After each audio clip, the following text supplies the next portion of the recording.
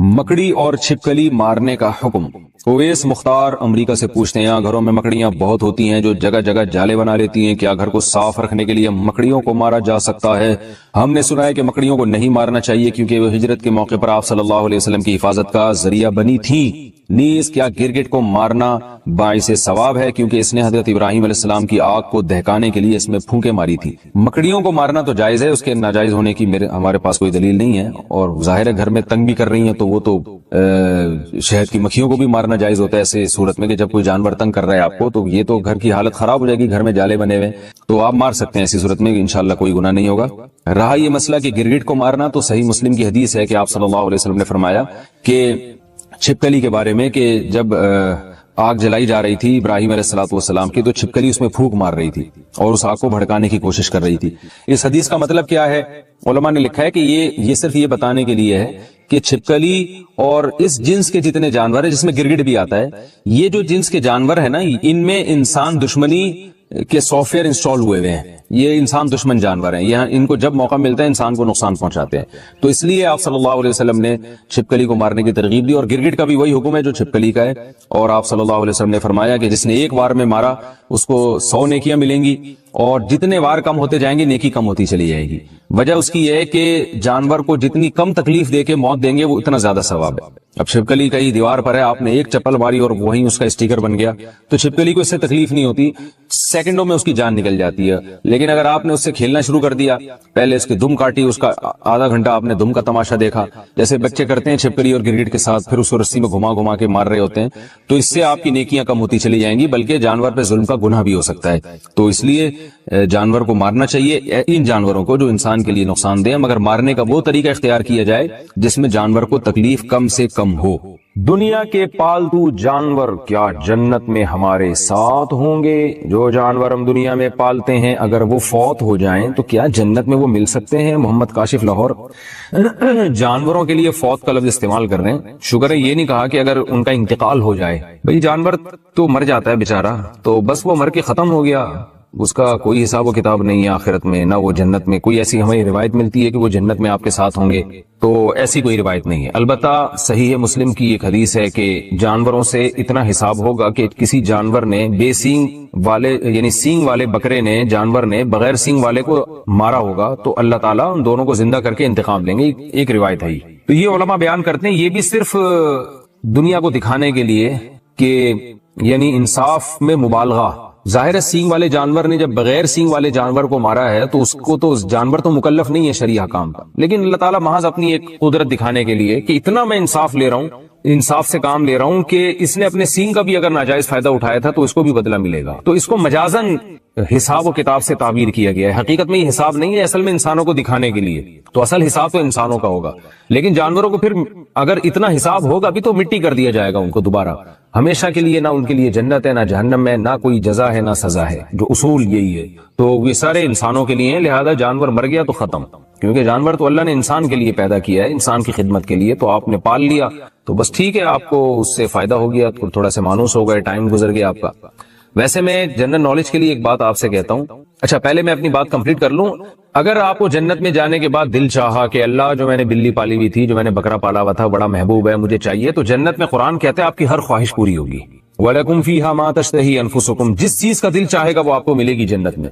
तो इसलिए अल्लाह किसी को उसका पालतू जानवर जन्नत में देना चाहे तो अल्लाह पे कोई पाबंदी नहीं है। मैंने तो सिर्फ एक उसूल और ज़ाब्ते की बात की है कि ऐसी कोई हमारे पास रिवायत नहीं है कि जन्नत में आपको यही जानवर मिल जाएंगे। बहरहाल अल्लाह हर ख्वाहिश आपकी पूरी करेगा। लेकिन वैसे मैं जनरल नॉलेज के लिए आपको एक बात अर्ज करूं कि जो हमारे मुआशरे में कुत्ते बिल्ली पालने का जो रिवाज आ रहा है ना, ये वहां आ रहा है जहां औलादे नहीं हो, बच्चे रोके जा रहे हैं। ये नेचुरल नहीं है। इंसान की इंटरटेनमेंट के लिए, उसकी तफरी के लिए, उसकी आंखों की ठंडक के लिए अल्लाह ने औलाद की नेमत रखी है। यहबु लिमन यशाउ इनासा व यहबु लिमन यशाउ ज़ुकूर।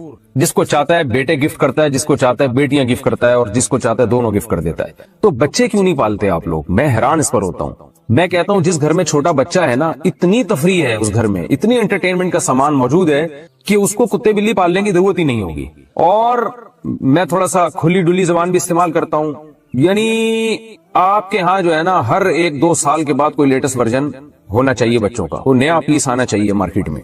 वो छोटा बच्चे की तफरी अलग ही होती है। जो बड़े हो जाते हैं ना, وہ الگ ٹائپ کی یعنی آنکھوں کی ٹھنڈک بنتے ہیں. چھوٹا بچہ جو انٹرٹینمنٹ دیتا ہے نا وہ بڑا نہیں دے سکتا.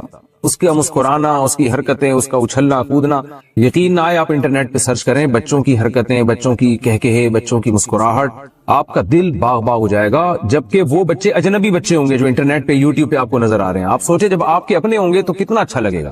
تو ہو کیا رہا ہے کہ بچے پیدا نہیں ہوتے ہیں تو ایک آدھ ہوتا ہے، وہ بڑا ہو جاتا ہے، پھر گھر میں سب بور ہو رہے ہیں. تو بچے کی گھر میں موجودگی یہ بہت ضروری ہے، پیرنٹس کے لیے بہت ضروری ہے. یہ والدین کے لیے، ماں کے لیے، باپ کے لیے، دونوں کی صحت کے لیے بچے کا ہونا ضروری ہے. لوگ اکثر کہتے ہیں والدین بچوں کو پالتے ہیں. میں کہتا ہوں بچے جتنا والدین کو پالتے ہیں نا، والدین اتنا بچوں کو نہیں پالتے. بچہ خود ماں باپ کو پالتا ہے. یعنی پالنے کا مطلب ان کی ذہنی تفریح کا ذریعہ بنتا ہے. ماہر نفسیات کہتے ہیں دماغی درجنوں بیماریوں کا علاج چھوٹا بچہ ہے. اتنی خوشیاں دیتا ہے چھوٹا بچہ. اور ہمارے ہاں آپ دیکھو کہ خام ایک غیر مسلموں سے آئی ایک چیز، جو نیچر سے ہٹ کر زندگی گزار رہے ہیں وہ ہمیں بھی نیچر سے ہٹا رہے ہیں. تو گھروں میں رونقیں ختم ہو گئی، ہزار گز کے بنگلے ہیں، اور دیواروں کو دیکھ کے جناب وہ میاں بیوی جو ہے نا دیوانے دیکھ کے خوش ہو رہے ہوتے ہیں. میں کہتا ہوں وہ چھوٹا گھر جو بچوں سے بھرا ہوا ہو اس میں زیادہ خوشیاں ہیں ان ہزار گز کے بنگلوں سے جس میں 2-3 افراد رہتے ہوں. میرے تو ٹریولنگ بہت ہوتی ہے، میں ہر گھر میں جاتا ہوں، یعنی ہر طرح کے لوگوں میں ملتا ہوں، ہر طرح کے گھروں میں جانا ہوتا ہے. میں دیکھتا ہوں کہ جو غریب لوگ ہیں جن کی اولادیں ہیں اور وہ زیادہ خوش ہوتے ہیں ذہنی طور پر. اللہ یہ کہ خدا نخواستہ اولادوں میں کوئی قاتلانہ لڑائیاں ہو رہی ہوں وہ تو ایک الگ بات ہے، لیکن نارمل جو حالات ہیں اس کے حساب سے بات کر رہا ہوں، وہ زیادہ خوش ہوتے ہیں. اور میں ایسے گھروں میں بھی گیا ہوں ہزار گز کے لگژری، اور وہاں جا کے دیواریں کاٹنا شروع کرتی ہیں، کھاتی ہیں دیواریں کہ کیا ہے یہ، کس کے لیے بنایا آپ نے تو اولاد ہی نہیں ہے. ایک آدھ بچہ ہے، اس کو اولاد تو نہیں کہتے. تو کیا ہو گیا، عقل کو ماتم کرنے کا دل کرتا ہے. جو خوشیوں کی زندگی تھی وہ گورے نے آپ سے چھین لی ہے، وہ مصنوعی خوشیاں آپ کو دے رہا ہے. دیکھو نیچر کا کوئی متبادل نہیں ہوتا. آج بھی لوگ چشموں کا پانی اور گرینری اور درخت اور اس ٹائپ کی چیزوں میں لوگ زیادہ سکون محسوس کرتے ہیں. اگر بنگلے بناتے بھی ہیں تو اس میں کوشش کرتے ہیں پھول لگانے کی، گارڈن بنانے کی، اس لیے کہ جو اطمینان جو نیچر میں جو انسان کو روحانی سکون ملتا ہے وہ نیچر سے ہٹ کے نہیں ملتا.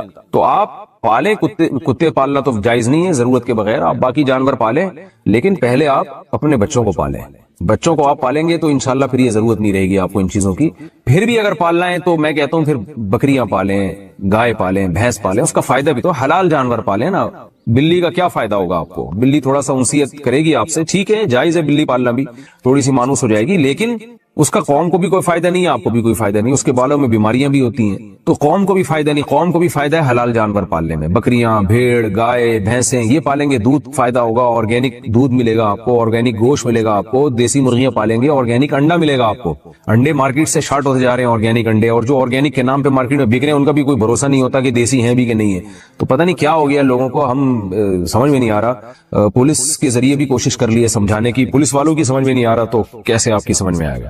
تو جانور پالیں مگر وہ جانور جو فائدے مند ہیں. پیغمبروں نے بکریاں چرائی ہیں تو ہم بھی گوروں کو دیکھ کے کتے پال لیں. کتا ضرورت کی چیز ہے. اگر آپ کو گھر میں حفاظت کے لیے کتا رکھنا ہے تو آپ 10 دفعہ رکھیں. جب حفاظت نہیں ہے، کیا بلی کا جھوٹا کھا پی سکتے ہیں؟ بلی پالنا کیسا ہے؟ کیا بلی کا جھوٹا حلال ہے؟ اگر بلی نے گوشت یا دودھ میں منہ مار دیا تو اس کے استعمال کا کیا حکم ہے؟ موسیٰ جان ریاض سے حدیث میں آتا ہے نبی صلی اللہ علیہ وسلم نے بلی کا جھوٹے کو پاک قرار دیا ہے، اور اس کی وجہ یہ بیان کی فَإِنَّهَا مِنَ الطَّوَّافِينَ عَلَيْكُمْ، یہ تم پر بار بار چکر لگاتی ہے، یعنی گھریلو جانور، اس سے بچنا بہت ممکن ہے. تو اس لیے فقہاء نے لکھا ہے کہ بلی کا جھوٹا پاک ہے، لیکن مکروہ بہرحال ہے. مکروہ اس لیے کہ درندوں کے جھوٹے ناپاک ہوتے ہیں، حرام جانوروں کا جھوٹا ناپاک ہوتا ہے.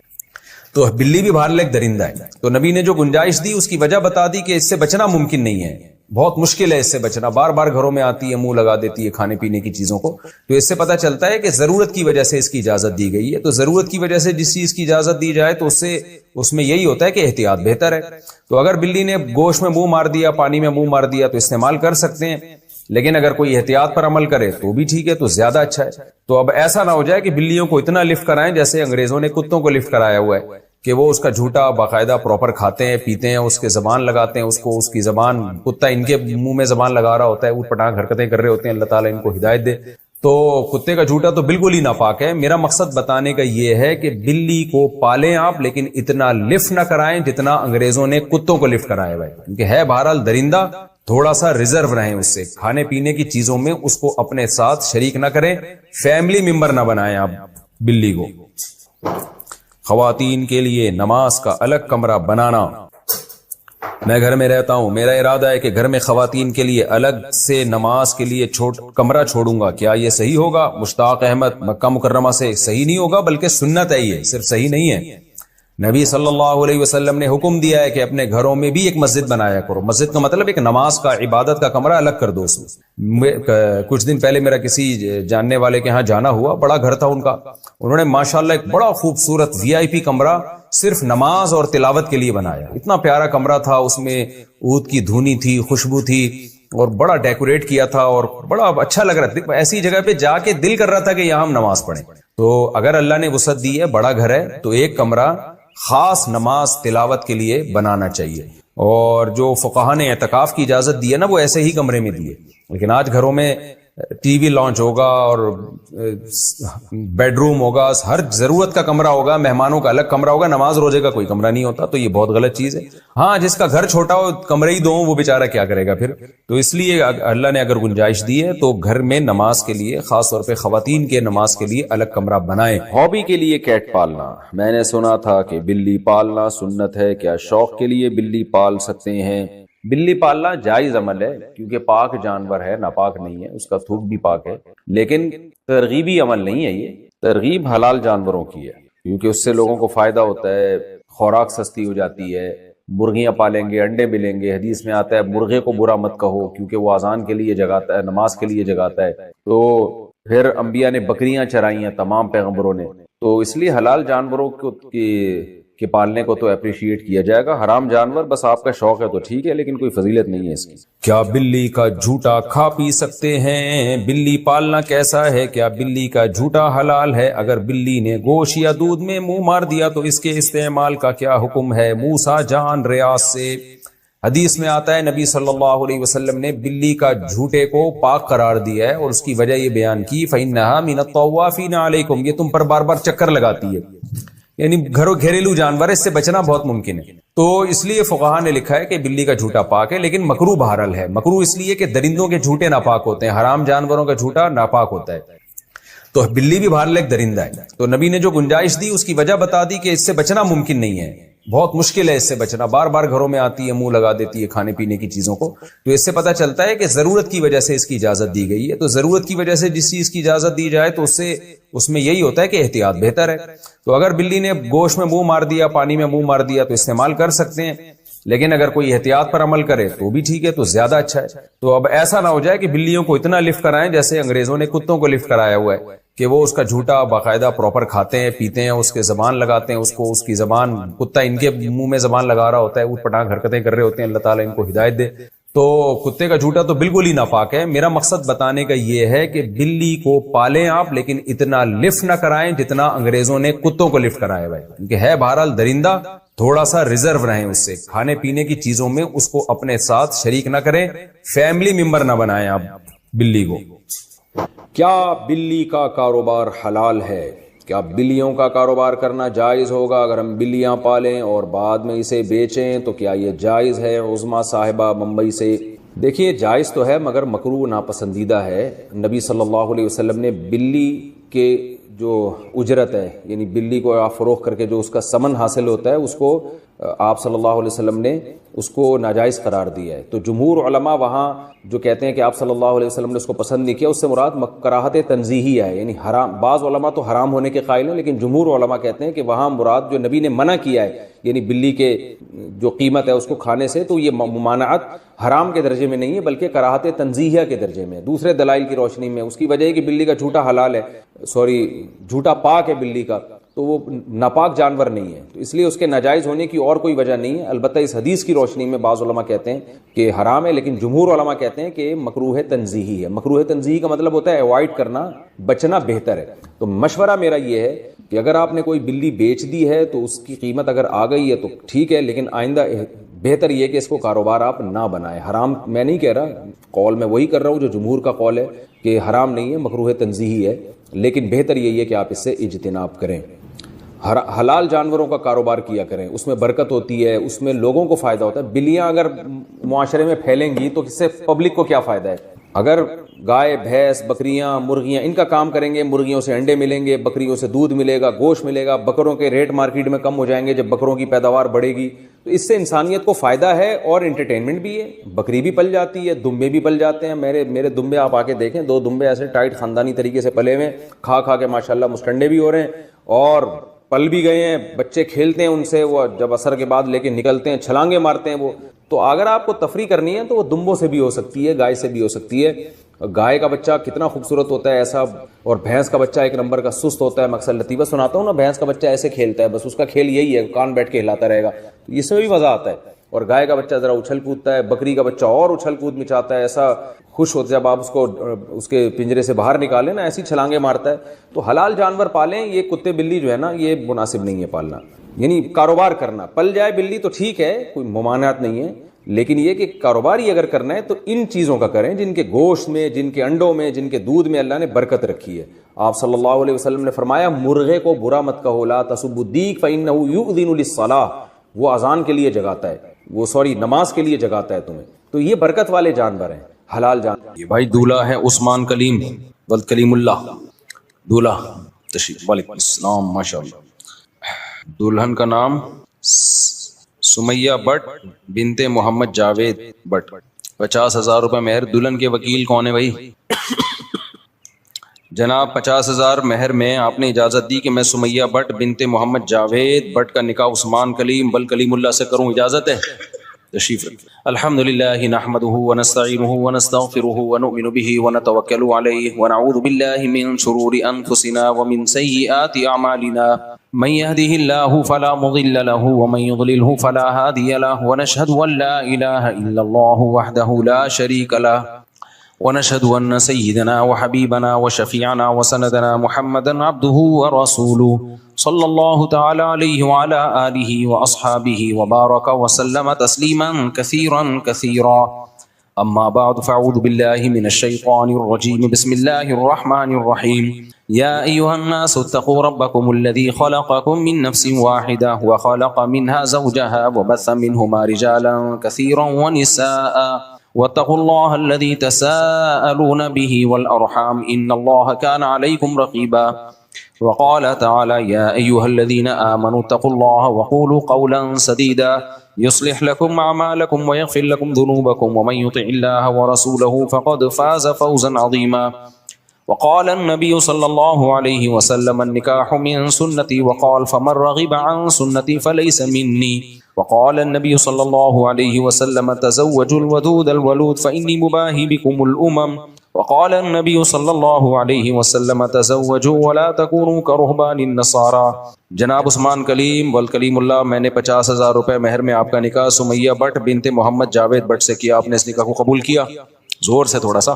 جزاک اللہ. دعا کریں جی اللہ تعالیٰ برکت دے. الحمدللہ رب العالمین والعاقبۃ للمتقین والصلاة والسلام علی رسول الکریم وعلی آلہ وصحبہ اجمعین. اے اللہ اس نکاح کو اپنے دربار میں قبول فرما، اس کی برکتیں زوجین کو تادم حیات نصیب فرما. آپس کے اختلاف و انتشار سے، لڑائی جھگڑوں سے، ہر قسم کے شر فساد سے اللہ ان دونوں کی ہمیشہ کے لیے حفاظت فرما. اے اللہ اس نکاح کو دونوں کے خاندانوں میں جوڑ کا ذریعہ بنا، محبت الفت کا ذریعہ بنا. جس کی جو جائز مراد ہو اس کی مراد کو پورا فرما. ربنا آتنا فی الدنیا حسنۃ وفی الآخرۃ حسنۃ وقنا عذاب النار. صلی اللہ تعالی علی خیر خلقہ محمد وعلی آلہ وصحبہ اجمعین برحمتک یا ارحم الراحمین. اللہ تعالیٰ بہت مبارک کرے. اتنی سی بات تھی یار، دیکھو اتنی سی بات تھی، اس کو کیا بنایا ہوا تھا. 2 منٹ کا کام ہے، اس کو پتہ نہیں کیا بنایا ہوا ہے. لوگ کہتے ہیں صرف اتنی سی بات تھوڑی ہے، آگے کتنے بڑے بڑے مسائل ہیں. یہ بھی بکواس ہے بالکل. لوگ کہتے ہیں اتنی سی بات نہیں، آگے بھائی وہ بھائی شادی بچوں کا کھیل نہیں ہے بھائی. آگے ابے کچھ بھی نہیں ہے. ادھر رہ رہی تھی، وہاں بھی کھا پی رہی تھی، ٹرانسفر ہو کے کدھر آ جائے گی؟ ادھر آ جائے گی. اب اگر یہاں قحط پڑا ہوا ہے خدا نخواستہ تو پھر تو بڑے مسئلے ہیں کہ قحط پڑا ہوا تھا، ہمیں کھانے کو نہیں مل رہا تھا، بھوکے مر رہے تھے، ایک اور آ گئی. اور اگر قحط نہیں پڑا ہوا، بارشیں ہو رہی ہیں، اتنا مل رہا ہے کہ کھا رہے ہو، تو یار ادھر سے ادھر آ گئی اور فائدہ تمہیں کتنا ہو رہا ہے. تو اس کو بنا لو، او بھائی ایسے کر کے نا فضول باتیں کر رہے ہوتے ہیں. یہ دنیا پرست لوگ جو ہے نا، جن کے پاس دین نہیں ہے، خدا کی قسم ان کو دنیا میں عذاب ملتا ہے، آخرت تو بعد میں. ان کی دنیا عذاب میں ہوتی ہے. ہر چیز کو بہت بڑا بناتے ہیں یہ. بھائی پہلے ابا کے گھر رہ رہی تھی، تمہیں پسند تھی، تبھی تو شادی قبول خوشی سے کی ہے نا. ہاں تو خوشی سے قبول کیا ہے. تو ہم یہ تھوڑی کہہ رہے ہیں کوئی بھی کسی کو بھی قبول جو اچھی لگ رہی ہے بھائی گرل فرینڈ نہیں بناؤ, فون پہ گپ شے نہیں مارو, اچھی لگ رہی ہے پیغام میں جو قبول ہو جائے ٹھیک ہے, نہیں ہے تو کہیں اور ٹرائی مارو, قبول ہو جائے وہاں سے تھی ادھر آ جائے گی. اب اگر تمہارے گھر میں قحط پڑا ہوا ہے, مر رہے ہو بھوک سے, تو بھائی پھر مسئلہ ہے کہ پہلے 4 آدمی بھوکے مر رہے تھے, 5ویں آ گئی. اگر ایسا نہیں ہے یار تو 2 روٹی زیادہ پک جائے گی, کیا خیال ہے, وہاں بھی کھا رہی ہے ادھر بھی کھا لے گی, ادھر ابا کا بھی تو خرچہ ہو ہی رہتا نا کچھ, تو تمہارا ہو جائے گا. لوگ کہتے ہیں یہ تھوڑی پھر بچے بھی تو ہوں گے بھائی, اس طرح نا لوگوں کا ایسا. اور بھائی یہ نیچرل پروسیس ہے, یہ صرف انسانوں کے بچے نہیں ہوتے, ہر مخلوق کے ہوتے ہیں, تو ان کا لائف اسٹائل کہیں بھی چینج نہیں ہوتا ذرا سا بھی. اب جیسے پرندے ہیں گھونسلہ بناتے ہیں, انڈے بھی ہو جاتے ہیں, بچے بھی ہو جاتے ہیں, تو ان کی کوئی اسٹائل چینج نہیں ہوتا, لیونگ اسٹینڈرڈ کوئی بدلتا نہیں ہے. پہلے اپنا کھا رہے تھے, اب ذرا تھوڑی اسٹرگل کر کے بچوں کا بھی لے آتے ہیں, اور جو خدا پہلے ان کا پیٹ بھر رہا تھا بچوں کو بھی دینا شروع کر دیتا ہے, گھونسلہ بنانے کا طریقہ بھی بتا دیتا ہے ان کو, بھائی ایسے بنانا ہے. تو انسانوں کے ساتھ بھی, انسانوں پہ کم بختی کیوں آئی ہوئی ہے؟ اس لیے کہ انسان اپنی کھوپڑی کو ضرورت سے زیادہ استعمال کرتا ہے اور اللہ سے آگے نکلنے کی کوشش کرتا ہے, اس لیے برباد ہوتا ہے. تو اللہ سے آگے مت نکلو میرے بھائی, فطرت سے آگے مت نکلو. تو بچہ پیدا ہوگا تو اور خوشی کی بات ہے, پھر بھی ٹینشن کی بات نہیں ہے. چلو یار گھر میں ایک کھلونا مل رہا ہے آپ کو, گورے کتے پالتے ہیں, بندر پالتے ہیں, ان کا بھی تو خرچہ ہوتا ہے کہ نہیں ہوتا؟ کتا فری میں پلتا ہے کیا؟ بندر فری میں پلتے ہیں. جب وہ اس پہ خرچہ کر سکتے ہیں, تمہاری تو اولاد ہے بھائی, بندروں سے اچھی ہے, کتوں سے اچھی ہے یہ اولاد, یہ تمہیں انٹرٹینمنٹ کا ذریعہ ہے. اور اللہ پیدا کرتے ہی ماں کی چھاتیوں میں دودھ پیدا کر دے گا کہ تیری ٹینشن نہیں ہے, یہ میری ٹینشن ہے. اللہ کہے گا یہ ٹینشن کس کی ہے؟ یہ میری ہے. تو جو جس نے اتنا کیا آگے بھی کر لے گا وہ. تو اسی سوچ میں ہمارے 16 ہو گئے الحمدللہ, پھر بھی ہم خوش ہیں. 4 بیویاں ہو گئی, 16 ہو گئے. آپ کے سامنے الحمدللہ نظر آ رہا ہوں میں. ایک خاتون نے طنز کیا ہوا تھا, یہ تو خوش ہیں, آگے گھر کے حالات کیا ہے وہ تو بتا نہیں رہی ہے. ابے خاتون نے لکھا, لوگ لبرل لوگ بولتے ہیں نا بچے ہوں گے تو ٹینشن ہے, بیویاں او بھائی ایسے کر کے جیسے پتہ نہیں کیا ہو جائے گا, پروگرام تو بڑھ جائے گا, لوگ یہ سمجھ رہے ہوتے ہیں. میں 20 سال پہلے بھی یہی تقریریں اسی اسٹائل سے کرتا تھا. کوئی ٹینشن نہیں ہے, بناؤ گے تو بہت بڑی ٹینشن ہے, بناؤ گے نہیں تو کچھ بھی نہیں ہے. یہ جیسے شریعت نے کہا کرتے چلے جاؤ, لائف کو انجوائے کرو, خوشی والی زندگی ملے گی تمہیں. تھوڑی بہت ٹینشن تو وہ تو نیچر کا حصہ ہے یار, وہ تو جو کما رہے ہیں ان کو کم ہے کیا؟ ان کے تو اور الگ کا ٹائم, ان کے عشق معاش کے چلتے رہتے ہیں, پھر وہ ناکام ہوتے ہیں, وہ زیادہ ڈپریشن میں جاتے ہیں. تو میں 20 سال پہلے بھی یہی بات کرتا تھا کہ بھائی کچھ بھی نہیں ہے, نیچرل ہے, شادیاں بھی ہو گئی, بچے بھی ہو گئے, ابھی بھی آپ کے سامنے کوئی ٹینشن میں نظر آ رہا ہوں میں, اللہ بچا کے رکھے ہمیں. تو کسی خاتون, میں نے ایسا ہی کوئی بیان کیا موٹیویٹ کرنے کے لیے کہ تمہارے سامنے میں نے جو 20 سال پہلے جو دعوے کیے تھے نا, جو لوگ جانتے ہیں, آج وہ الحمدللہ نظر بھی آ رہے ہیں کہ نہ بچوں سے ٹینشن ختم ہوتی ہے, بیویوں سے ٹینشن ختم ہوتی ہے, بڑھتی نہیں ہے. ٹینشن ختم کرنے کا سب سے بڑا ذریعہ بیوی اور بچے. ہاں وہ سوکنوں کے آپس کے ہوتے ہیں, وہ تو ہر گھر میں تھوڑے بہت, تو جہاں بھی کوئی نعمت ملے گی تو تھوڑے بہت سائڈ افیکٹ ہوتے ہیں. کوئی بھی میڈیسن ہوتی ہے, کچھ نہ کچھ لکھا ہوتا ہے نا, سر چکرا سکتا ہے, لیکن اس چکر میں آدمی میڈیسن لینا چھوڑ دے کہ سر بھی چکرا سکتا ہے. تو ابے نہیں کھائے گا تو کیا کیا چکرائے گا, صحیح ہے نا, پھر تو پورا ہی گھومے گا. تو جم جاتے ہو اس کے بھی کچھ سائڈ افیکٹ ہیں, تھوڑی دیر کی تھکاوٹ ہوتی ہے, مصیبت اٹھاتا ہے انسان, لیکن اس کے فائدے کیا ہیں ان ٹینشنوں سے زیادہ. جاگنگ کرتے اس کی بھی ٹینشن ہوتی ہے, بھاگنا پڑتا ہے, سانس پھولتا ہے, ہو سکتا ہے کسی دن گر جاؤ چکرا کے, لیکن فائدے رزلٹ کیا ہے, وہ بہت سی ٹینشنوں سے آپ کو جاگنگ روک لیتی ہے. تو ایسے ہی شادی کی کچھ ٹینشنیں ہیں, لیکن وہ ٹینشنیں آپ کو نیچرل لائف دے دیتی ہیں اور بڑی ٹینشنوں سے روک لیتی ہیں. ورنہ نیچرل لائف نہیں ملتی آپ کو, وہی گوروں والا حساب ہوتا ہے. کتے وتے پال کے, بندر پال کے, نیٹ پہ دیکھو کسی نے بندر پالے ہوئے, کسی نے کتے پالے ہوئے, تو کتے پال کے بھی ان پہ خرچ کر رہے ہو. تو میں نے یہ دعویٰ کیا تھا 20 سال پہلے کہ بھائی صاحب یہ نیچرل لائف ہی میں سکون ہے, اطمینان ہے, اللہ پہ توکل کرو. تو لوگ مانتے نہیں تھے, آج میں آپ کے سامنے ہوں. تو اب میں جب کہتا ہوں الحمدللہ میں تو خوش ہوں, تو نیچے لبرل انٹیاں نا, بہت انٹے بھی اور انٹیاں بھی, وہ بڑی تکلیف ہوتی ہے. وہ نیچے کمنٹس کرتے ہیں, میں پڑھتا رہتا ہوں اکثر کمنٹس. انہوں نے لکھا کہ یہ تو خوش ہیں, آگے گھر میں کیا حال رکھا ہوا ہے انہوں نے, یہ تو کوئی گھر والوں سے جا کے پوچھے. دیکھو جس کے گھر میں ٹینشنیں ہوتی ہیں وہ خود بھی خوش بولو نہیں ہوتا. گھر کی ٹینشن تو آدمی کو عذاب میں ڈال دیتی ہے. یہ کیسے ہو سکتا ہے کہ گھر میں خوشی نہ ہو, ٹینشن ہے, اور میں یہاں آ کے مسکرا رہا ہوں آپ کے سامنے. تو اللہ کا فضل ہے, میرے گھر میں بھی اللہ نے اچھا ماحول رکھا ہوا ہے, یہاں بھی رکھا ہوا ہے اچھا ماحول, آپ کے سامنے بیٹھا ہوا ہوں. ہاں یہ میں کبھی دعویٰ نہیں کرتا کہ ہر وقت گھر میں یا یہاں پہ اچھا ماحول ہوتا ہے, ہمیں کوئی پریشانی نہیں آتی. تو نارملی ہر گھر میں کچھ نہ کچھ ہوتا ہے, اونچ نیچ ہوتی ہے, ہمارے گھر میں بھی ہوتی ہے, کبھی آواز بھی اونچی ہو جاتی ہے, کبھی کوئی لڑائی بھی ہو جاتی ہے. تو میں کبھی وہ دعویٰ نہیں کرتا کہ فرشتوں کی دنیا والے دعوے کروں کہ میرے گھر میں ایسا ماحول ہے کہ میں جب جاتا ہوں تو ایسا سوئٹزرلینڈ والا ماحول ہمارے گھر میں ہے. بھائی اونچ نیچ تھوڑی بہت ہر گھر میں, ہمارے گھر میں بھی ہوتی ہے. پڈے مڈے بھی ہو جاتے ہیں کبھی کبھار. جہاں گوشت کھاؤ گے, خوراک کھاؤ گے, روٹی کھاؤ گے تو طاقت تو آئے گی نا. وہاں اختلاف بھی ہوگا, ہو سکتا ہے کبھی آواز اونچی ہو کے گھر سے باہر چلی جائے, کبھی کوئی جھگڑا ہو جائے, کبھی پھٹا ہو, یہ نارمل ہے, نیچرل ہے یہ تو. لیکن اللہ نے عافیت کا معاملہ کیا ہوا ہے. جو خوشیاں ایک آدمی کو ملتی ہیں جس کے بیوی بچے ہوں, جس کا خاندان ہو, جس کو ہندی میں پریوار کہتے ہیں. میں وہاں جاتا ہوں نا جدہ ودہ, ادھر انڈین بہت ملتے ہیں, تو ان کی سے ہندی بھی سیکھنے کو مل رہی ہے. آپ کا پریوار ہو, آپ کا ایک نیچرل لائف ہو, آپ اللہ پہ توکل کرو, ان کو کھلاؤ جتنا اللہ نے دیا ہے. نہیں ہے تو بولو صبر کر, ہم بھی پاپے کھائیں گے آج, تم بھی کیا کھاؤ گے, پاپے کھاؤ گے, بس ایسے ہی رہو.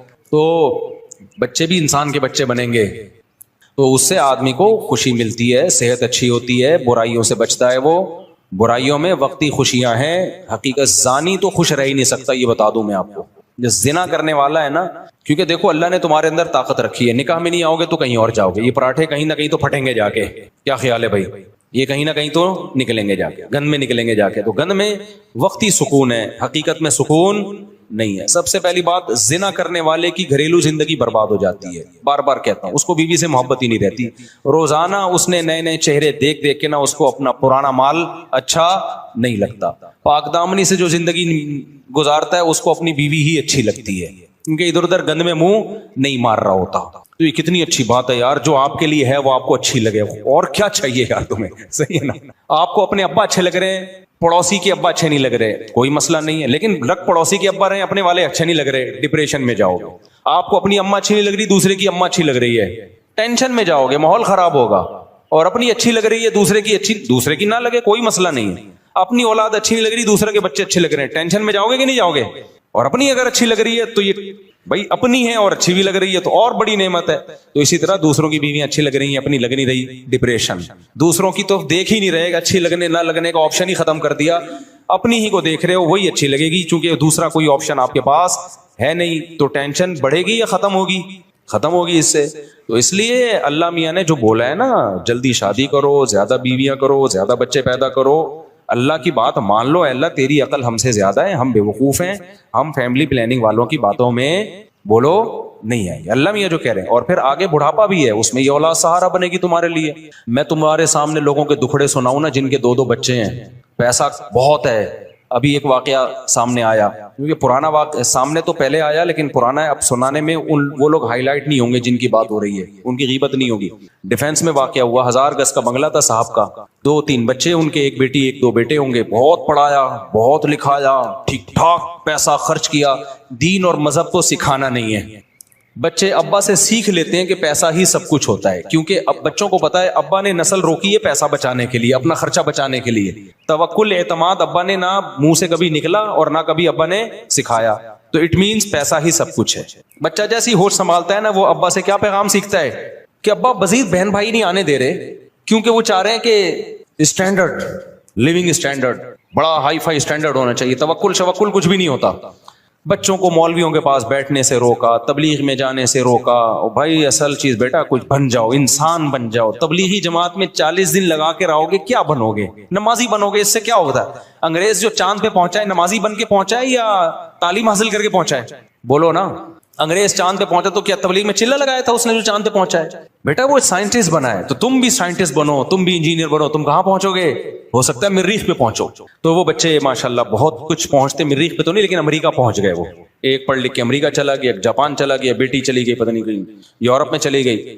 اب وہ صاحب کیا ہوا, جب ریٹائرمنٹ کی عمر آئی ہے, 60 سال کی عمر آئی ہے, اب وہ گھر میں بند ہو کے بیٹھ گئے. اب وہ بیچارے کہیں لائف کو انجوائے نہیں کر سکتے. اب تنہائی اور دیوار, جو 1000 گز کا بنگلہ ہے نا, اس کی دیواروں نے ان کو کھانا, یہ سچا واقعہ سنا رہا ہوں میں, سچے ہی سناتا ہوں, سچے کا لفظ بتا رہا ہوں تاکہ آپ کے ذہن میں اور تاکید کے ساتھ بیٹھ جائے. ایسا نہ ہو آپ بولیں اچھا اس سے پہلے جتنے سنا ہے وہ سارے جھوٹے تھے. تو اب دیواروں نے, بنگلے کی دیواروں نے کھانا بولو شروع کر دیا. میاں بیوی اکیلے, بڈھا بڈھی بیٹھے ہوئے ہیں. کوئی پھر ہم جیسوں کو دیکھتے ہیں, ہم جیسے فنڈامنٹلسٹ بنیاد پرست غریبوں کو دیکھ رہے ہوتے ہیں, یہ مولوی اتنے بچوں کو لے کے گھوم رہے ہیں, کوئی بیٹا ہے, کوئی پوتا ہے, یا مولوی ٹائپ کے لوگ, اس کی بہو ہیں, اس کے داماد ہیں, اس کے نواسے ہیں, اس کے پوتے ہیں, گھر بھرا ہوا ہے. تو اب وہ دیکھتے ہیں کہ یار یہ تو کیا ہو گیا, کچھ بھی نہیں ہے. تو اس نے کیا کیا, جب دیواریں نا 1000 گز کے بنگلوں میں گیا ہوں, یہ بیڈ روم, یہ بیڈ روم, یہ بیڈ روم, یہ بیڈ روم, دیواریں کھا رہی ہوتی ہیں. مجھے وحشت ہونا شروع ہو جاتی ہے, ابے اتنے بڑے بڑے گھر بندہ ہی نہیں ہے, اس سے تو ہمارا چھوٹا گھر اچھا ہے. میرا گھر بڑا نہیں, آپ جائیں نا تو میرا خیال ہے 150 گز بھی نہیں ہوگا میرا گھر جو مسجد نے مجھے دیا ہوا ہے. لیکن میں جاتا ہوں, بچے فوراً ابو ابو کرتے ہیں, باہر سے واپس آؤ ایک دم چپک جاتے ہیں, کیا لے کر آئے ہمارے لیے؟ آپ باہر سے آ رہے ہو, ہمارے لیے کیا لے کر آئے ہیں بھائی؟ بقرعید پہ اونٹ خریدنا ہے, وہ دوسرا آ کے کہہ رہا ہوتا ہے ہم نے وہ جو ہے وہ بکرا خریدنا ہے. ہمیں تو شوق اتنا نہیں ہے, بچوں کی خاطر ہمیں بکرا منڈی جانا پڑتا ہے. تو ان کی خوشی سے انسان خوش ہوتا ہے, ان کے رونے سے انسان پریشان ہوتا ہے. تو میں کہتا ہوں یار ہمارا گھر اس سے 150-200 گز, 200 بھی نہیں ہے میرا خیال ہے, 100 گز بھی بمشکل 100 گز ہے میرا گھر. ایک فیملی والا بتا رہا ہوں میں, آپ کہوں گے چاروں کو 100 گز میں کیسے ٹھوسا ہوا ہے, یہ وضاحتی بیان دینا پڑتا ہے. ایک فیملی, اس میں میرا خیال ہے 4 بچے ہیں, 5 بچے مجھے یاد نہیں, 16 میں پلس مائنس کرنا پڑتا ہے. تو میں تو اپنا بتا رہا ہوں, میں جب جاتا ہوں حج سے میں واپس آیا تھا, بچوں نے ویلکم لکھا ہوا, پورا کمرہ سجایا ہوا, کتنا اچھا لگا یار. جب میں آ رہا ہوں بچیوں نے کیا کیا, پھول بنائے ہوئے, اور ایسا مجھے میری آنسو نکل آئے خوشی سے. یار آپ 100 لوگ آپ کا استقبال کر رہے ہو نا ایئرپورٹ پہ, مزہ نہیں آتا انسان کو. وہ اپنے بچے آپ کو عزت دے رہے ہو, گھر آؤ ابو آ گئے, اور ایسے پھول وول بنائے ہوئے, اتنا مزہ آیا. تو یہ جو ہمارا لبرل طبقہ ہے نا, جو کھلائیں گے کہاں سے, کمائیں گے کہاں سے, ایک ہی 2 ہی ہوں, ڈھنگ کے ہوں. یہ مولویوں کی طرح, برساتی مینڈکوں کی طرح اتنے سارے, یہ ایکچولی یہ ہمیں پسند, یہ دقیانوس اور پرانے لوگوں کا کام. 2 ہوں تمیز کے ہوں, وہ تمیز کے ہی تھے. وہ ڈیفنس میں جو ہوئے نا 3, وہ تمیز کے تھے. تمیز کی رپورٹ پیش کر رہا ہوں آپ کو. ہمارے بدتمیز ان کی رپورٹ بھی پیش کر دی جو تمیز کے نہیں ہے نا. جب اتنے سالے ہوں گے تو 16, خود سوچو یار, کوئی تمیز کے ہو سکتے ہیں؟ لبرل لوگ بولتے ہیں 16 تمیز کے ہو ہی نہیں سکتے. پھر دوسرے گھر ہے, اس میں بچے ہیں. اللہ, مجھے تو ڈر لگتا ہے نظر بس سے, اللہ بچائے. میرا مقصد شو مارنا نہیں ہے, میرا مقصد تمہیں موٹیویٹ کرنا ہے کہ کیوں اپنی جانوں پہ ظلم کر رہے ہو نسل کو روک کے. مجھے تمہیں موٹیویٹ کرنے سے کیا مل رہا ہے, 5 روپے بھی نہیں مل رہے. تمہیں بتا رہا ہوں کہ جب فیملی پلاننگ والے اور یہودی اور یہ لبرل لوگ تمہیں غلط گمراہی کے راستے پہ لے کے جا رہے ہیں, تو میرا فرض بنتا ہے کہ میں تمہیں ہدایت کا اور قرآن و سنت کا راستہ بتاؤں. میں برباد مت کرو اپنی نسلوں کو, اپنے بڑھاپے کو بے رونق. بڑھاپا کیا, جوانی بھی بے رونق ہوتی ہے. تو دوسرے گھر میں جا رہے ہیں, وہ کہہ رہے ہیں ابو ہم لوگ کے گھر میں آ رہے ہیں. ابو کہاں آ رہے ہیں؟ ہم لوگ کے گھر میں آ رہے ہیں. ٹھیک ہے, ان کو اس پہ خوشی, ابو ہم لوگوں کے گھر میں آ رہے ہیں. وہ پکڑ لیتے ابو اب یہاں بیٹھو آپ.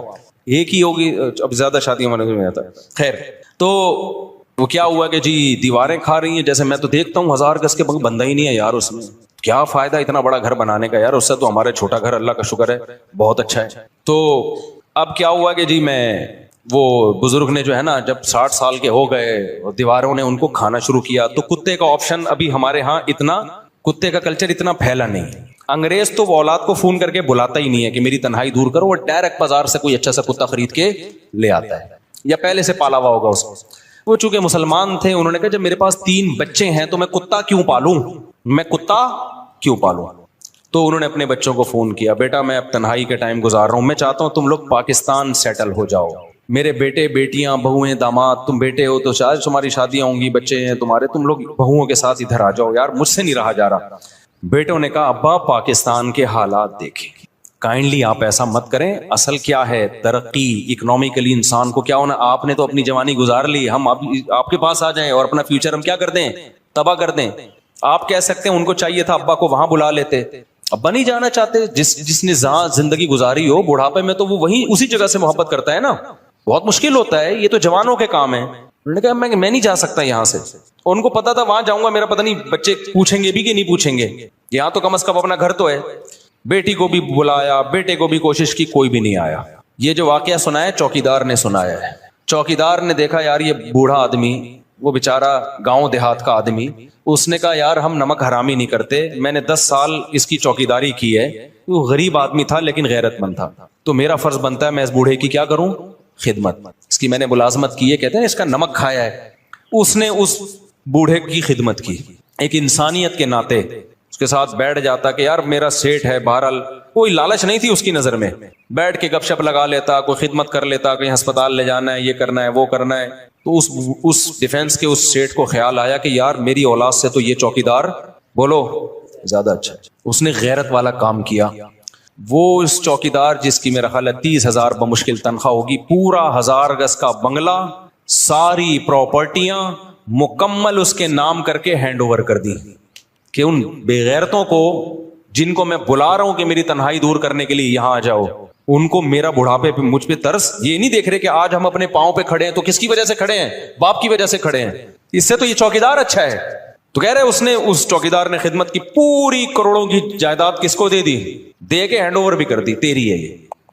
ابا کی بلاغت ڈیتھ ہو گئی, آ گئے تینوں ماشاءاللہ, بہت نیک تھے, چاند پہ قدم رکھنے کی پلاننگ تھی ان کی. تو چاند پہ پھر غربت میں تو نہیں جاتا نا آدمی, فوراً آ گئے اور آتے ہی کہا کہ بھئی یہ بنگلہ تھا ابا کا, فلاں. چوکیدار نے کہا آپ کا کچھ بھی نہیں ہے, کیس ویس ہوا, سارے ڈاکومنٹ اس کے نام تھے. آج وہ چوکیدار لائف کو کیا کر رہا ہے؟ انجوائے. ایسا ہی کرنا چاہیے ان کم بختوں کے ساتھ. مجھے بڑی خوشی ہوئی. سمجھتے ہو کہ نہیں سمجھتے؟ لیکن میں آپ کو کہہ رہا ہوں کہ پہلے عبرت حاصل کر لو. کیا خیال ہے؟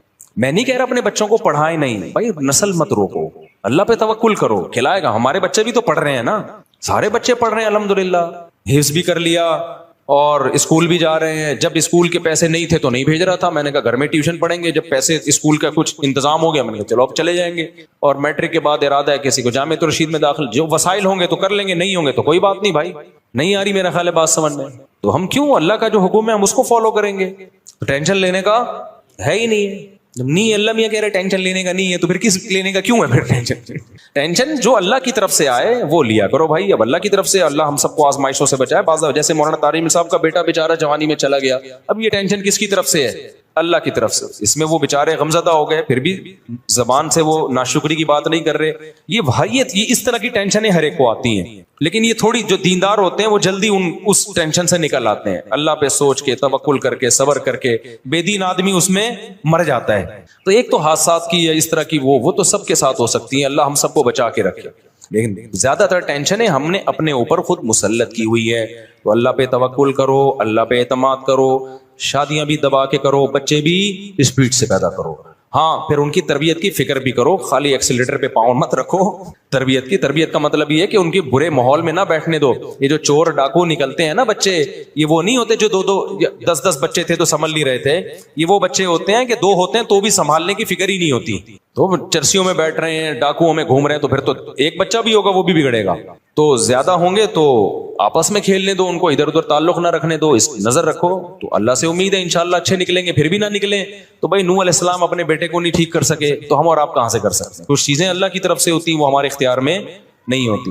تو اس لیے اللہ پہ جو توکل کرے گا خوش رہے گا, جو توکل نہیں کرے گا تو وہ برباد ہو جائے گا اور تنہائی کاٹے گی اس کو. مفتی صاحب وہ کوئی لوگ کون لوگ قیامت کا زلزلہ میں قیامت کی لمبا سا جواب ہے پھر بتاؤں گا. مفتی صاحب اس سوال کا جواب برائے مہربانی پورا دیں تاکہ آخرت کی تیاری کر سکوں. اللہ قیامت میں اہل ایمان سے کیا سوالات کریں گے؟ بھائی ہر سوال ہوگا. نمازوں کا سوال, کسی نے قتل کیا اس کے بارے میں سوال, چوری کے بارے میں, یہ تو آپ نے پوری زندگی پوچھ لی. جن چیزوں کو اللہ نے حرام قرار دیا ہے ان کا سوال, اور جن چیزوں کو لازمی قرار دیا ہے ان کا سوال ہوگا. اگر سود پر قرضہ لیا جائے اور اس میں کچھ رقم یہ کیا لکھا ہوا ہے صدقہ کر دی جائے. نہیں بھائی, سود پہ جو قرضہ لیا ہے نا آپ نے وہ رقم حرام نہیں ہوتی. حرام وہ رقم ہوتی ہے جو آپ سود بینک کو دیں گے. تو اگر سود پہ قرضہ لیا تو پوری حلال رقم ہے. گناہ ہوگا کہ سود پہ قرضہ لیا کیوں, یہ عمل گناہ ہوگا. تو اس کی تلافی ہے کہ توبہ کرے اور آئندہ یہ حرکت نہ کرے. باقی وہ رقم حرام نہیں ہوتی, اس سے جو کاروبار ہوگا وہ جائز ہوگا. لیکن توبہ کرے کہ میں نے, کیونکہ حدیث میں آتا ہے جو سودی قرضہ لیتا ہے اس پہ بھی لعنت. تو حرام وہ رقم ہوگی جو آپ اضافی بینک کو دیں گے. بینک کے لیے اس پر لازم ہے کہ وہ اپنے پروفٹ میں شامل نہ کرے, بغیر ثواب کی نیت کے صدقہ کر دے. بینک اتنا نیک ہوتا تو بینک کیوں ہوتا. مفتی صاحب وراثت کے متعلق بیان فرمائے. ہمارے ماموں نے امی کو ان کا حصہ نہیں دیا, 25 سال سے زیادہ کا عرصہ ہو گیا ہے. ہم 25 سال سے کرائے کے گھر میں رہ رہے ہیں. گزشتہ دنوں میں نے حصے کا ذکر کیا. ماموں کو بتائیں جو کھا رہے ہیں نا, آگ کے انگارے کھا رہے ہیں. قرآن نے بہت تاکید سے خاص طور پہ عورت کے وراثت کا حصے کا تذکرہ کیا ہے.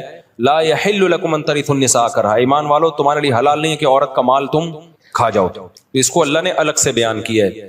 تو یہ آگ کے انگارے ہیں جو آپ اگر بہن کو وراثت نہیں دے رہے تو یوں سمجھو کہ آگ کے انگارے کھا رہے ہو. مفتی صاحب میرا نام وسیم ہے اور میں اپنے چھوٹے بھائیوں کو لے کر آیا ہوں. آپ سے ملاقات کی خواہش مند. آج نہیں ہو سکتی, میری طبیعت خراب ہے. مفتی صاحب ایزی پیسہ میں ایزی کیش لون میں 10,000 روپے کا لون ملتا ہے جو کہ دکان سے پیسے نکلوا سکتے ہیں, لیکن 2 مہینے میں لون واپس کرنا ہوتا ہے اور اس میں ہر ہفتے چارجز لگتے ہیں 500 روپے. کیا بھائی جان لون ملتا نہیں ہے کبھی بھی. ایزی پیسہ والا 5 روپے بھی لون نہیں دے گا آپ کو.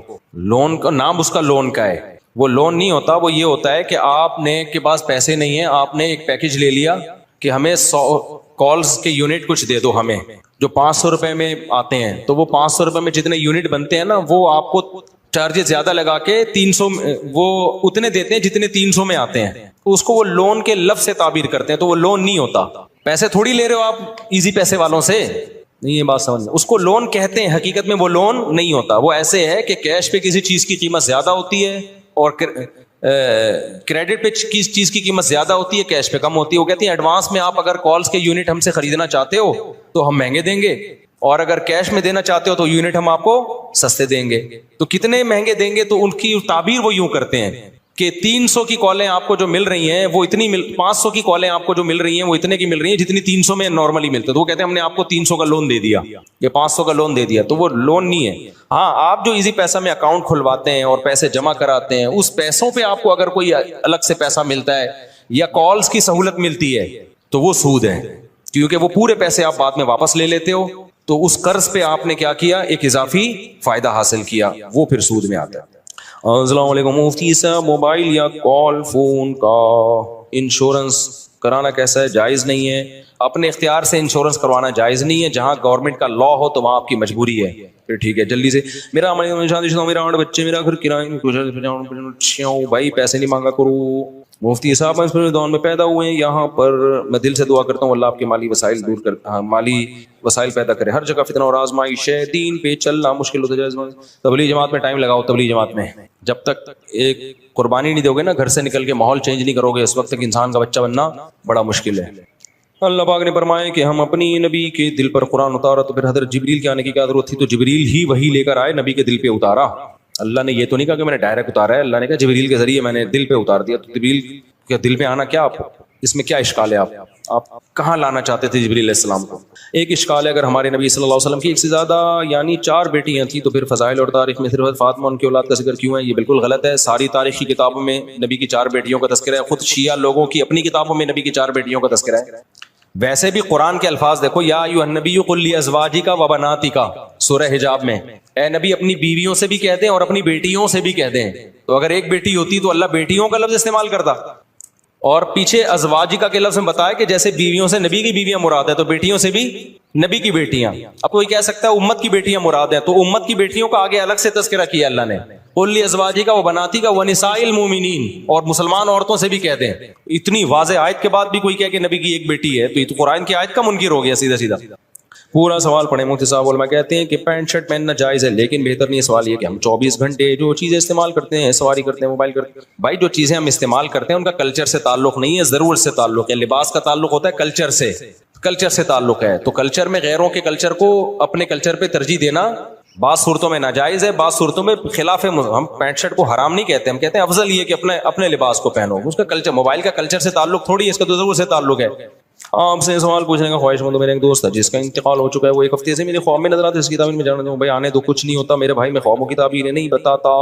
ایک ہفتے سے انتقال ہو گیا، آنے دو خواب میں. دعا کرو اس کے لیے، اللہ تعالیٰ مغفرت کرے، اس کے درجات بلند کرے. نريد نحن ان نلتقي معك جالستين امامك. کہاں بیٹھے یہ دونوں بندے؟ السلام علیکم. السلام علیکم. یہ کہہ رہے ہیں ہم آپ کے سامنے بیٹھے ہیں، دونوں ملنا چاہتے ہیں. جناب مفتی صاحب، میں نے ٹک ٹاک پر آپ کی ویڈیو دیکھی جس میں آپ نے مزار پر جانے کو حرام قرار دیا تھا اور آپ مندر گئے تھے. میں نے مزار پہ جانے کو جو حرام قرار دیا ہے، صرف قبر کو دیکھنے کو حرام نہیں قرار دیا، وہ تو نبی سے ثابت ہے. نبی اپنی والدہ کی قبر پہ گئے ہیں، اللہ نے آپ کو اجازت دی، اور ہم سید الانبیاء کی قبر پہ جاتے ہیں. اگر قبروں پہ جانا ہی حرام ہو جائے تو وہ یہ تو اس کے تو قرآن و سنت میں کوئی دلیل نہیں ہے. تو صحابہ تابعین سے ثابت ہے. میں نے مزار پہ اس طرح جانا جس طرح بدعتی لوگ جاتے ہیں، وہاں جا کے قوالیاں کرتے ہیں، سجدے کرتے ہیں، طواف کرتے ہیں، بدعتیں کرتے ہیں. اس طرح سے مزاروں کی زیارت حرام ہے. مطلق زیارت کو حرام نہیں قرار دیا. میرے خلاف آج کل بہت سے لوگ کلپ بنا رہے ہیں کہ دیکھو فلاں کی قبر پہ کھڑا ہو کے دعا مانگ رہا ہے، ایک طرف کہتے ہیں مزار پہ جانا حرام ہے. تو ہم نے کب کہا کہ یہ والا جانا حرام ہے؟ دوسرا، مندر میں عبادت کے لیے جانا حرام ہے، وزٹ کے لیے کہ ہو کیا رہا ہے، وہ تو کہیں بھی آدمی جا سکتا ہے. نہیں ہے بات سمجھ میں؟ کسی ضرورت سے تو جا سکتا ہے نا. سینما گھر میں کیا ہوا، آپ کا بچہ تلاش کرنے گیا آپ سینما گھر میں، ضرورت ہے نا. اب کوئی کہہ رہا ہے مفتی صاحب نے فتویٰ دیا سینما گھر میں جانا حرام ہے. او بھائی فلم دیکھنے کے لیے جانا حرام ہے، کوئی ضرورت ہو تو جانا کیا ہے؟ آپ کا بچہ گم گیا وہاں پہ، دیکھ رہے ہیں کوئی فلم تو نہیں دیکھ رہا، وہاں تو فرض ہے جانا. تو ایسے ہی مندر پہ جانا کسی اچھے میسج کے لیے، اچھے مقصد کے لیے. وہ اچھا مقصد یہ تھا انڈیا والوں کو پیغام دینا تھا کہ دیکھو تمہارے مندر یہاں پہ محفوظ ہیں. مندر میں پنڈت جی سے انٹرویو لیا ہم نے کہ بھائی آپ کو کوئی عبادت سے روکتا ہے؟ انہوں نے کہا نہیں روکتا. کتنا اچھا میسج گیا. بہت سے ہندوؤں کے کمنٹس آئے کہ ہمیں تو پتہ ہی نہیں تھا کہ پاکستان میں مندر بھی ہیں. تو اس میسج دینے کے لیے تاکہ وہاں مسلمانوں پہ ظلم نہ ہو, وہاں بھی مسجدوں کی حفاظت ہو, اس میسج کو دینے کے لیے جانا تو فرض ہے, میں سمجھتا ہوں. ہاں وہاں جا کے میں نے کسی بت کے سامنے جھکاؤں, عبادت کی ہو, تو پھر آپ بتاؤ. تو ایسے ہی قبر پہ میت کے لیے دعا کرنا یہ جائز کیا ہے؟ تو سنت عمل ہے. قبرستان کی زیارت کرنا بھی سنت عمل ہے, نبی نے حکم دیا تاکہ آخرت کی یاد تازہ ہو. ہاں وہاں جا کے مردے سے دعا مانگنا یا وہاں بیٹھے رہنا مجاور بن کے, ہم تو گئے دعا مانگ کے نکل لیے پتلی گئی, وہاں بیٹھ تھوڑی گئے تھے ہم. اور اگر میری کہیں تصویر آ رہی ہے کسی قبر پہ بیٹھے ہوئے کی تو وہ غلط عمل ہے, میں اسے رجوع کرتا ہوں. ایسی کوئی تصویر کسی نے وائرل کی ہے میرے بارے میں, پتہ نہیں فیک ہے یا کیا ہے, لیکن اب ہم اس فیک اور حقیقت میں جاتے ہی نہیں. ہم کہتے ہیں بھائی ناجائز ہے, میں نے بھی کیا تو کیا ہے, ناجائز ہے, غلط ہے, میں توبہ استغفار کرتا ہوں. تو کیونکہ اب فیک ثابت کرنے کے لیے پھر لمبی چوڑی تقریر ہے, تو آسان راستہ ہے بھائی صحیح ہے ناجائز ہے, ختم. میں نے کب کہا کہ میں فرشتہ ہوں؟ بھائی ناجائز عمل ہے اور میں رجوع کر رہا ہوں اور بتا رہا ہوں کہ میں توبہ استغفار کر رہا ہوں, یہ ناجائز عمل ہے. سمجھتے ہو کہ نہیں سمجھتے؟ تو قبر پہ جانا میت کے لیے. باقی میں دارالعلوم کورنگی میں گیا تو وہاں میں نے قبر پہ ہاتھ اٹھا کے دعا مانگی, تو کسی نے میرے خلاف کلپ بنایا کہ قبر پہ ہاتھ اٹھا کے دعا مانگنا شرک ہے. مفتی صاحب بھائی ہاتھ اٹھا کے دعا مانگنا شرک نہیں ہے, دعا کس سے مانگ رہے ہیں؟ اللہ سے. ہاں شرک کا ذریعہ بن سکتی ہے یہ چیز کہ کوئی لوگ یہ نہ سمجھے کہ قبر والے سے دعا مانگ رہے ہیں, تو جہاں یہ خطرہ ہوگا وہاں جائز نہیں ہے. تو وہاں تو کوئی خطرہ نہیں تھا. دارالعلوم کورنگی کے سارے علماء توحید پرست ہیں, کوئی بھی قبر سے ہاتھ اٹھا, کوئی بھی صاحب قبر سے مانگنے کو جائز نہیں سمجھتا, تو وہاں کوئی خطرہ نہیں تھا. اس لیے میں نے اللہ سے دعا مانگی ہے, میت سے دعا نہیں مانگی. ہمارا یہ عقیدہ ہے کہ میت کچھ بھی نہیں کر سکتی مرنے کے بعد, کوئی کسی کے پاس کوئی اختیارات نہیں ہے. لیکن پھر بھی جہاں خطرہ ہو تو وہاں ہاتھ نہیں اٹھانے چاہیے قبر پہ جا کے, وہاں پھر بغیر ہاتھ اٹھائے دعا مانگے. تو میرے بھائی جلدی سے, کیا بغیر بلائے شادی میں جانا جائز ہے؟ حرام ہے بھائی. شادی میں جا کے پھوڑ پھاڑ کے آ رہے ہوتے ہیں بغیر بلائے. لڑکے والے پکڑتے ہیں تو کہتے ہیں ہم لڑکی والوں کی طرف سے ہیں, لڑکی والے پکڑتے ہیں ہم کہتے ہیں لڑکے والوں کی طرف سے آئے. یہ بہت ہو رہا ہے. یہ 25-30 سال پہلے ہوا کرتا تھا, تو اب تو آپ کو پتا ہے دیانت داری کا ریشو بہت بڑھ گیا. ہمارے کچھ دوست تھے 3 پیس سوٹ ٹائی میں نا, تاکہ لگے کہ باقی شادی میں آئے ہیں. یہ سخی حسن پہ نہیں بہت سارے ہال بنے ہوئے, باقاعدہ بس میں 1 گھنٹے کا سفر کر کے آتے تھے اور گھس جاتے تھے, باقاعدہ بھوڑ بھاڑ کے آتے تھے. وہ روزانہ ان کا یہ کام تھا. لڑکی والے پوچھتے تو کہتے ہیں ہم لڑکے والوں کی طرف سے, لڑکے والے پوچھتے تو کہتے ہیں ہم لڑکی والوں کی. اب کون وہاں انکوائری کرتا ہے بیٹھ کے؟ اب لڑکے والے کہہ رہے ہیں ہماری طرف سے تو نہیں ہو, ہمیں تو نہیں پتا, تو کہتے ہیں اب میں ان کے چاچے کے ماموں کی خالہ کے پھپھو کا آیا ہوں, تو کچھ بھی بنا لو. اور پھر وہ موقع ایسا ہوتا ہے وہاں تھوڑی مار دھاڑ ہوتی ہے. اب ایسا نہ وہ لوگ یہ شروع کرتے کہ یار یہ تو آپشن ہمیں پتہ ہی نہیں تھا. تو یہ حرام ہے بھائی, ناجائز ہے. مفتی صاحب مکہ میں ہم نماز کے بعد جنازہ ہوتا ہے تو مرد تو پڑھتے ہیں, ساتھ میں عورتیں بھی پڑھتی ہیں, کیا درست ہے؟ پڑھنا چاہیے عورتوں کو بھی بھائی. مفتی صاحب میں کئی مہینوں سے آپ کا بیان سننے آ رہا ہوں, مسجد کے سامنے مشغول گندا پانی جمع ہے, مستقل گندا پانی بے خیال مسجد کی نماز